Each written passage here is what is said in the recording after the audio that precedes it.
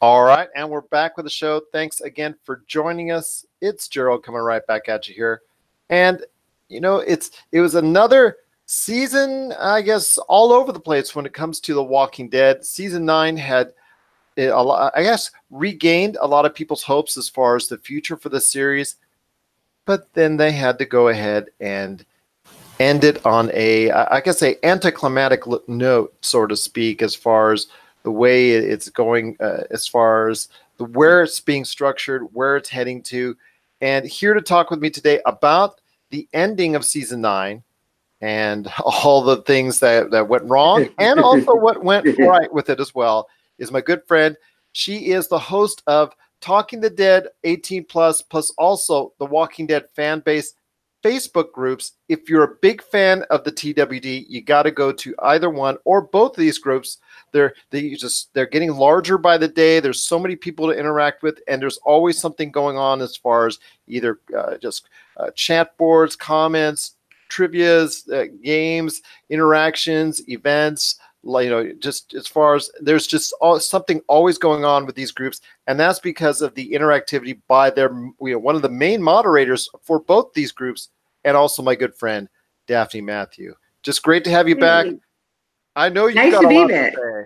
Well, I know you've got a lot to say, so I'll just tell you what. We're going to start off with, I guess, the best episode, I think, of it was episode 15, if I may, I guess if I'm getting my numbers right, episode 15. And as I made the comment to you, I'll tell you what, in the world of The Walking Dead, the last thing you want to have is a county fair. Oh my gosh, that was that should have never happened. Wow, that was a bad fair. I think we found out what not to do at a fair anymore. So episode 15 of Calm Before was actually the second highest rated episode in Walking Dead history. Even with the letdown on who actually ended up on the pikes. I think people just wanted to see that scene play out on the show itself, because from the comics, the comics was totally different. In the comics, it was the two main characters was Rosita and King Ezekiel.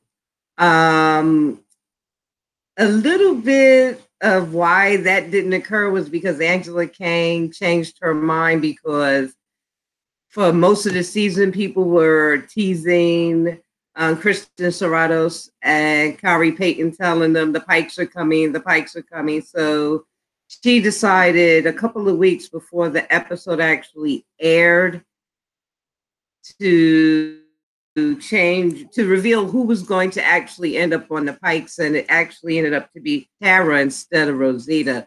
Caitlin Nacon, who plays Enid, knew since last year that she was going to be piked.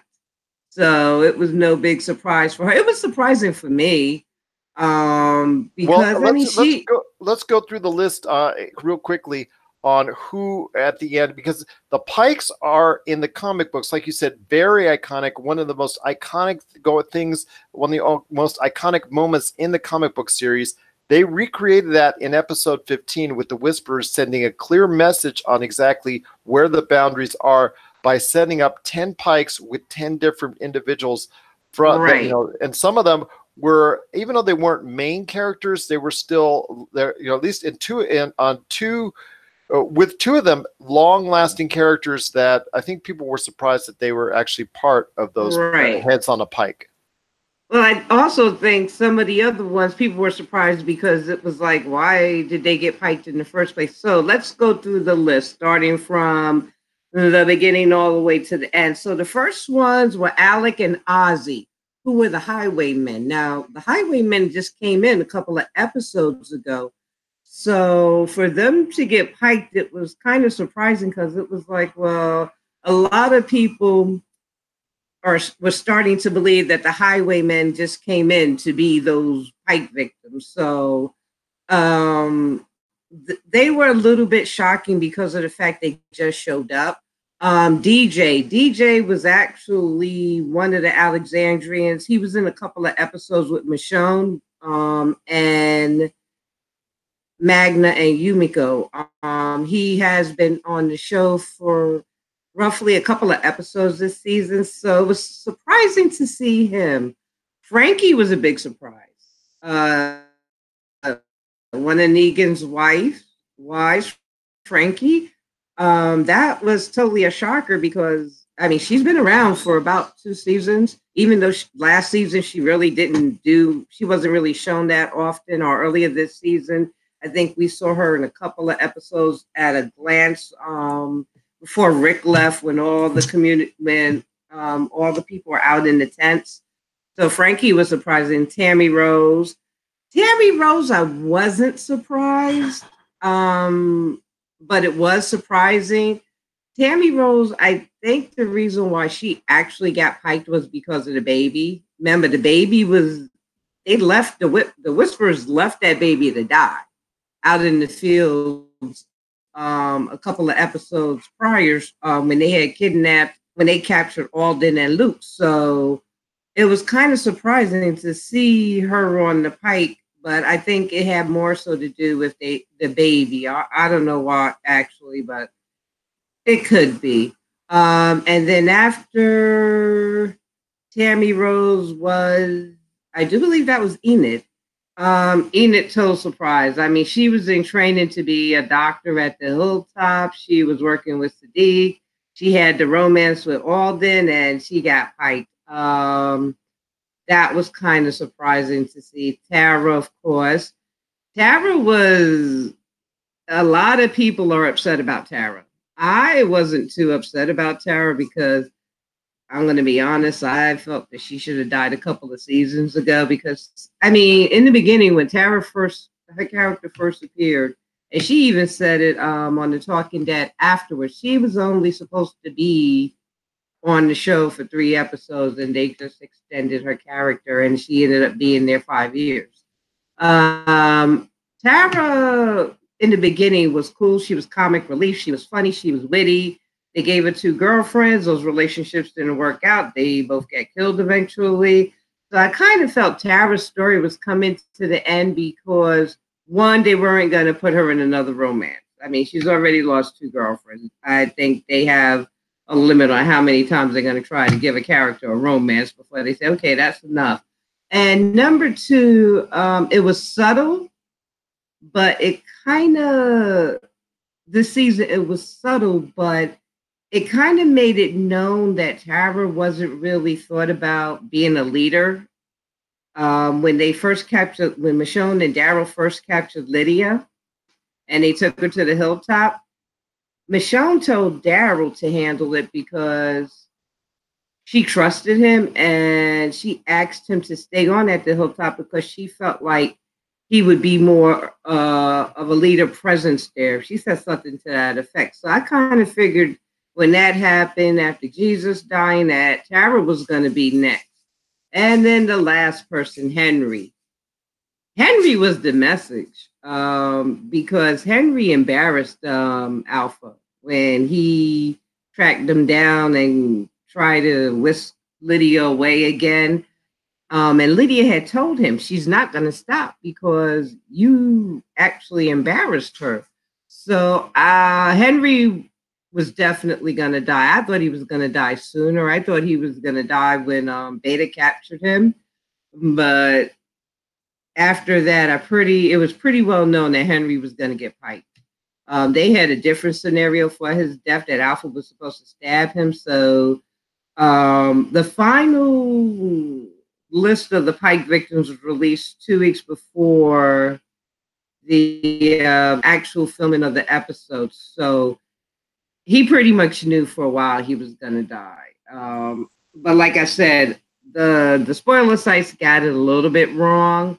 But at the end, after seeing that episode, the 2 episodes before, when Connie and Daryl actually went and disguised themselves and went into camp and got him, and Lydia pretty much knew Alpha was going to kill him. And if you notice in the story that Sadiq was telling, when they were showing them fighting at the end, and when Henry just stopped, I don't even think he was doing anything. He just stopped dead in his tracks when Alpha came in, you could see the look on his face. He knew he was going to die. So, I mean, like I said, that was the second top rated episode in the history of The Walking Dead, even without the quote unquote big character getting piked. But it's still, for some, it was kind of a letdown because of the victims. I thought it was great. I thought it was done very well. It just was very bad that it actually happened at the fair. I think the one thing that got me entirely about that whole episode was the way they portrayed King Ezekiel during that whole episode. He wasn't. Carol looked like she was a little bit, how should I say, nervous about something. Something didn't feel right to her. I think she even made a comment about something's not going to end happily. But it was like King Ezekiel, the whole thing, he was worried about most of this. And I'm going to go back and say most of the season, his biggest concern was that fair. So it was like, it was kind of a letdown, that episode, as far as how he was written. But other than that, I thought it was a great episode. So let's talk about, you have something you want to share with us about what I said? Well, no, actually, of the episodes this season, it was by far the best. It obviously created the most tension. Obviously, it seemed like it should have been the climactic way to end the season. But unfortunately, after what people are describing as a very good episode and one of the season's best, if not the best, you had an episode to close out the season that seemed very anticlimactic and almost unnecessary, to a point where it should have just you should have just kept the episode 15 and actually swap places with episode 16 and maybe put one before the other instead of ultimately making the decision that you did. It just goes to show the forethought and the actual planning of The Walking Dead still not there, still is not where it needs to be, and the ratings reflect on it. And the whatever high, whatever bonus you got from episode 15 and all the the news and the interest that came from it, episode 16 was such a downer, to the point that it is the worst rated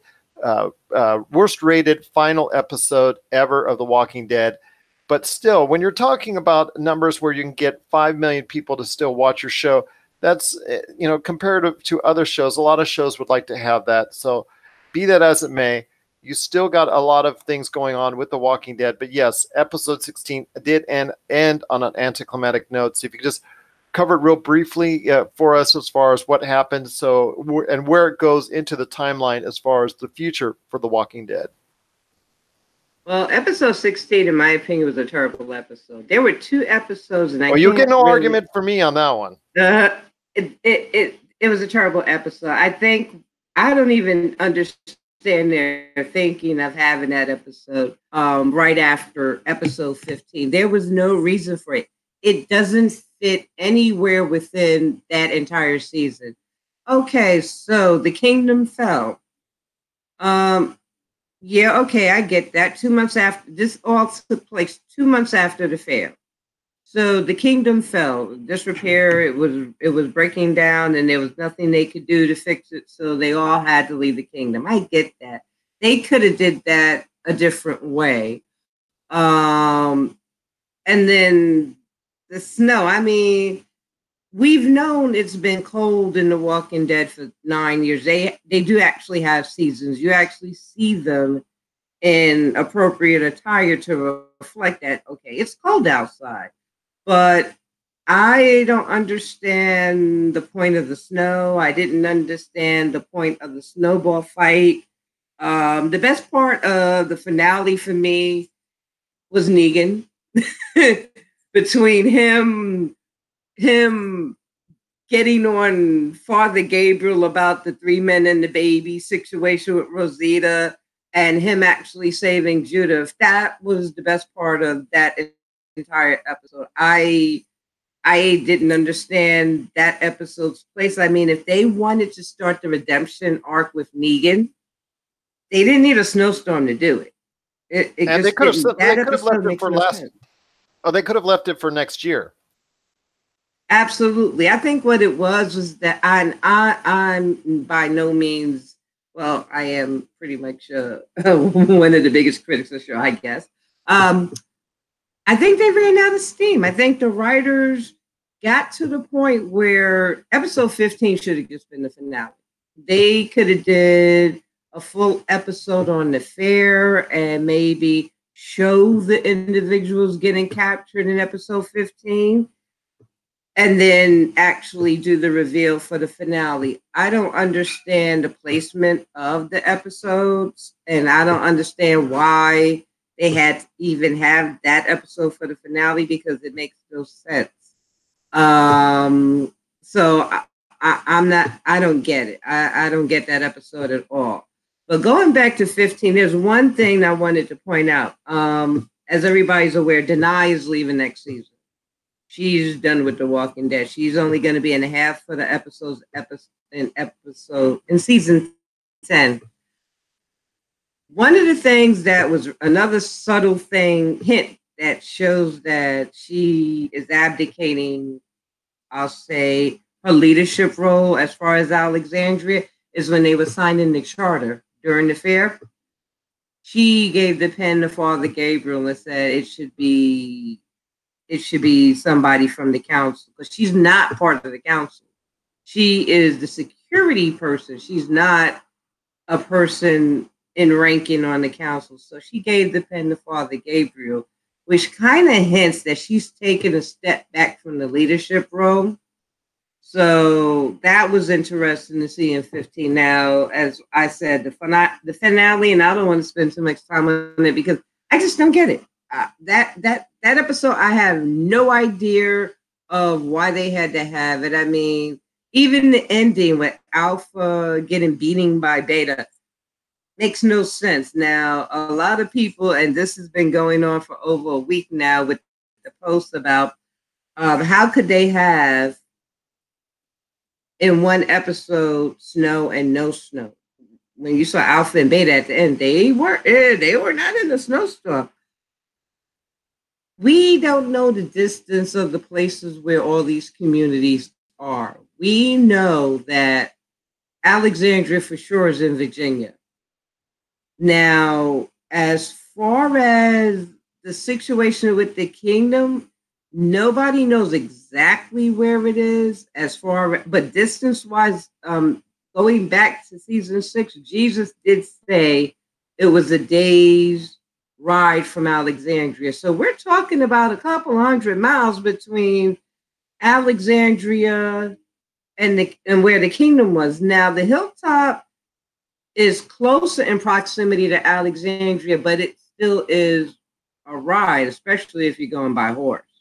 When Maggie fell ill in season 6, I think they said it was something like, and that's when they were driving and had an RV. I think it was like 40, 50 miles away from the hilltop in Alexandria, but nobody really knows for sure where these communities are situated. So I'm having a feeling the reason why where Alpha and Beta and her herd was is that they're somewhere south of them. They could be in Florida. They could be somewhere where it never snows, which is pretty much Florida. Nobody knows for sure. They haven't revealed it. We just know that they have a border where they can't cross, and we don't even know where they are with that anymore. So, I mean, that can explain some reason why, unless they really goofed up, where you see that there's no snow in the end scene. Now, going into the next season with the Walking Dead, it's confusing. It's confusing because we heard the voice on the radio at the end of the episode also, which is the introduction, if you read the comics, of the Commonwealth. Eugene strikes up, I'll say, well, in our day and age, it's texting, some kind of relationship with a voice on the radio or whatever that thing is, device that is. He strikes some kind of relationship with this person, and it comes to find out that the person is actually Stephanie, which is a new character, which is a member of the Commonwealth, and that's where the Commonwealth storyline begins. This that could happen in season 10. It may happen later in season 10 because right now, where season 10 should be going is into the Whisperer War. They actually did the Pike scene. So after the Pike scene, they did cross the border. They did go over into Alpha's territory, and eventually the Whisperer War starts. So that should happen in season 10. And they also have to deal with Denai's exit. How is she going to leave the show? Is she going to die? Is she going to leave? Is she going to go and search? They're going to write it that maybe she'll go search for Rick. What's going to happen with the kids? So there's a lot of questions going into season 10, knowing that another major character is leaving. How are they going to do this and still keep the numbers they're keeping? Because I'm going to be honest with you, people talk about the ratings, they complain about the ratings, they're saying the show is losing viewership. There are not many shows that can still say after 10 years that they have over 5 million viewers. And that's the thing I was trying to say on your chat boards is, and you know me, I've on almost every conversation we have, I put it as a point of emphasis because to me, I'm the bottom line type of deal. I see black and white, I see numbers. I mean, if you listen to our show, I always deal with the numbers. Josh, my co-host, he'll always tell you that I'm the numbers guy. But I did tell people you need to take that with a grain of salt because a lot of other shows would love to have the Walking Dead type of issues with now having the low of 5 million viewers, which most of these shows on television have not even come close to having. So, I mean, that it all comes down to what is the cost breakdown? What is that point in line where the extravagant costs that The Walking Dead has, what is that point in viewership? Because now for the next season, they're only dealing with 5 million viewers, which is still great, but they're not selling advertisements and ad rates based off of a 7 million viewer show or a 10 million or even more than that, like they did once in the past.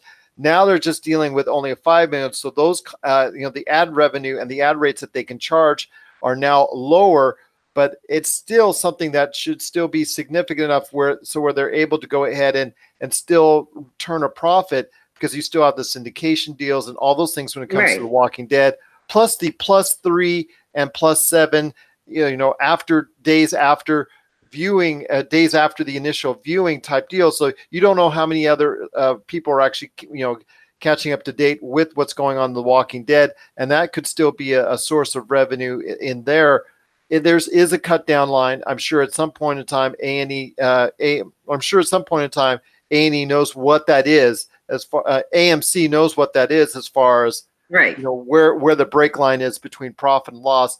It's still obviously running at a little bit of a profit for them, or profit enough to where they're able to go ahead and continue the series for at least foreseeable future. Well, the show itself is still very profitable. The show is still the #1 on-demand show in cable. And also they have the cons. This year was the last cruise they had. But they still have a lot of money coming in as far as merchandise, the cons, the other things they have going on. The problem is, like you said, with the ad revenue, they're not going to pull in the numbers because they've lost so many of the big name characters, the known characters, the characters we know that will draw in viewers. And see, AMC pretty much shot themselves in the leg in a few instances as far as viewership. One of them is this new thing with their AMC where you can see the episodes a day in advance if you pay $5.99. Well, people are not going to pay $5.99 to look at an episode a day before and then go look at it the next day. So they kind of shot themselves and lost numbers in that effect. The other thing that is hurting this show, and I'll say this show in particular, and maybe Fear the Walking Dead. But Fear the Walking Dead has never had the Walking Dead numbers from the outset. It's never been a highly rated show. But what's killing The Walking Dead is the spoiler sites. And when The Walking Dead first came out, there were no such things as spoiler sites. People were information spoilers were not being leaked. It became a big problem back in season 6, and it's still persistent to this day. So when you have a spoiler site putting out the episode earlier in the week and telling you exactly what's going to happen, people will not want to go and look at the episode except for the diehard fans.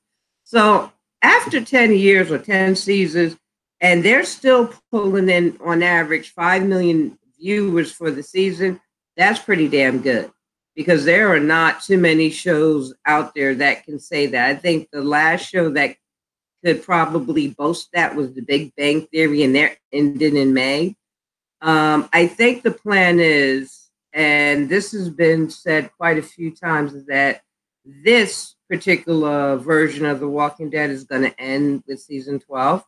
It may end sooner, but it's going to definitely probably end with season 12 because one, the story, you can only, and Norman Reedus said it best, you can only dilute so much of the storyline before you lose the story itself.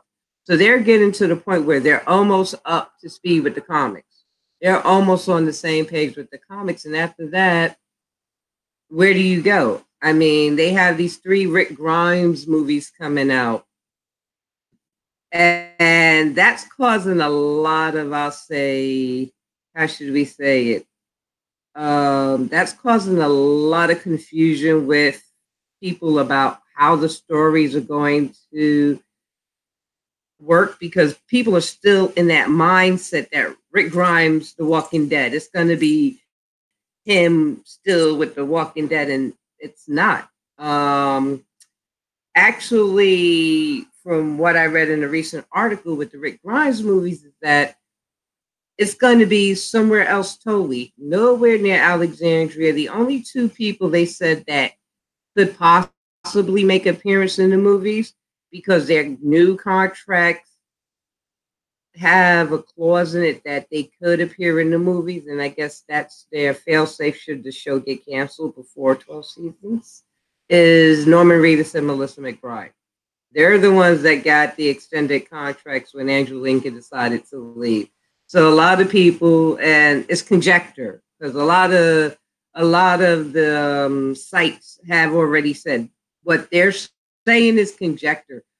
A lot of people are hoping that they use these movies to reunite Rick with Michonne and with the group, and that's not going to happen. It's not going to happen. I hate to be the bearer of bad tidings, but their plan is that Rick Grimes' story will totally end in the movies. So that probably means he's going to die. and I'll tell you what. There's still a lot of speculation of what's going to go on for. There's still a lot of speculation as what's going to go on for season 10 in The Walking Dead. But like you said, there's only about 2 seasons probably left, or maybe even like you said, up to season 12. There are only 2, I guess, individuals that are left now that Danai Gurira is going to depart the show very soon. In Carol and also Daryl. Those 2 characters are pretty much the only ones that can dictate their storyline as far as where they want to go and what they want to do. At this point in time, it's a free-for-all as far as the longevity for anyone else, which kind of makes it interesting in the way as far as, no, they're not recognizable characters, but nobody knows from one episode to the next if and when they're going to get killed or going to get bumped off. So it does create that intrigue, because we know it's going to be Carol and Daryl and pretty much everyone else going forward. Carol and Daryl to the end, definitely. Yes. Maybe Negan, but maybe Negan, like you said, maybe his transformational arc will at some point make us care about him as a character once again. But we'll have to wait and see when it comes to season 12. When it comes to the following seasons of The Walking Dead. Well, he's already given a pretty much sort of warning that if he does not get his Alpha storyline from the comics, he will leave the show.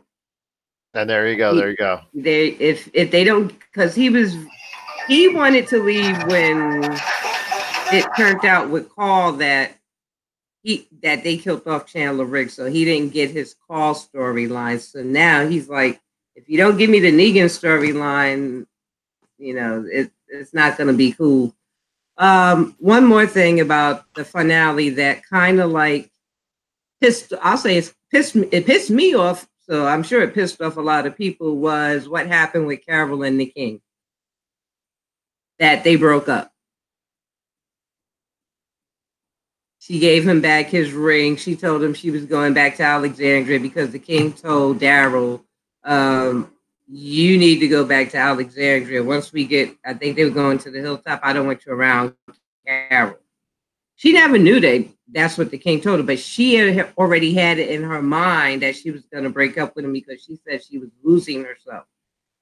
What threw me off with that, especially in the finale, was that and I'm a big fan of Kari Payton's, always has been, because he's done wonderful work in other areas. My thinking was, if he was going to do that, why didn't you just pike him? Should have piked him. Because, I mean, it's not like you have anything else left. You lost the kingdom, you lost your wife, you lost your son. In my opinion, instead of breaking him and Carol up, they could have piked him and kept Henry alive. That was my thought on that. So I was kind of disappointed with that, but I'm hoping that now that Carol is a quote unquote single woman again, she cuts her hair. The long hair does not work for Carol. Do not like that look, huh? Do not like that. Nah, I don't like that look. So I guess we're going to sum it up. But with The Walking Dead, I hope, because I think for a season that went so well, even after the departure of Maggie and Rick and a few other characters that were background players that you haven't seen in a while, but they're gone from the show, I heard. Even with that happening, this was an incredible season until we got to the finale. The finale kind of took the steam out of what Angela Kang was doing all season, which was rebuilding and recreating The Walking Dead. I hope that she redeems herself in season 10. I hope they don't drag out storylines like they have in the past. So far, they haven't done it with season 9. I mean, Alpha appeared after the mid-season finale, and it wasn't the focal point of the remainder of the season.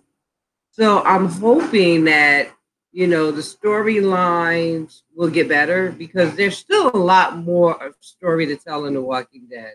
If they do it wisely and if they do it right, they will never get back to the way it was, because you can only do but so much. But they could stop, the decline to a certain extent. But like I said, after 10 years, it's really hard to keep your audience, no matter how great your storyline is. So I'm hoping they can give us 3 more seasons of The Walking Dead and 3 excellent Rick Grimes movies. But just like everybody else, we'll have to wait and see. Yes, we will have to wait and see. I've got literally just 5 minutes left to ask you one last question, and that's on Marvel, on some happier subjects coming up, because Avengers Endgame is coming up later this month. So I got to ask you, my good 26. friend. Yes, that's correct. Daphne Matthew, once again, from Talking the Dead 18+, and also as well the Walking Dead fan base on Facebook. I got to ask you, a movie of yours in the Marvel Cinematic Universe that's a favorite, and how it ties into Avengers Endgame. I'm going to be honest with you. I love all the movies, but my favorite movies have always been the Iron Man movies. And the reason why I'm going to say the Iron Man movies and how it ties into Endgame is because from I'll say the perspective of the Marvel Cinematic Universe, Iron Man is the beginning, and Iron Man will probably be the end. Um, in this last Avengers movie, he started it all. I think without the introduction of Iron Man and the way he came about in the universe, they would not have the success they had, and they would not have this overreaching story that's been going on for what 15 years now. So basically, I'm gonna say my favorite one out of all of them. Like I said, I love them all, but Iron Man is like the top for me. And we'll have to see what happens on April 26th. But I understand it's really going to be a very intense movie. There was some heat that the studio got recently because they didn't put Denai Guerrera's name on the original poster, and the fans went crazy, so they had to re-release the poster with her name on it. So, like I said, we'll have to see what happens with this movie. I mean, it's kind of tough to say goodbye to this aspect of the Marvel universe because we've seen these actors in their various ensemble movies as well as their own spin-off movies for the last 15 years or more. And to see that come to the end in the manner that it's going to come to an end, it's very sad. And we'll just have to see. I mean, I know Captain Marvel is doing awesome, and she's a big character when it comes to the end game. They've been really coy about her, how should I say, her what she her involvement in the end game movie. You haven't really seen her but slightly in the previews that have been thrown out there.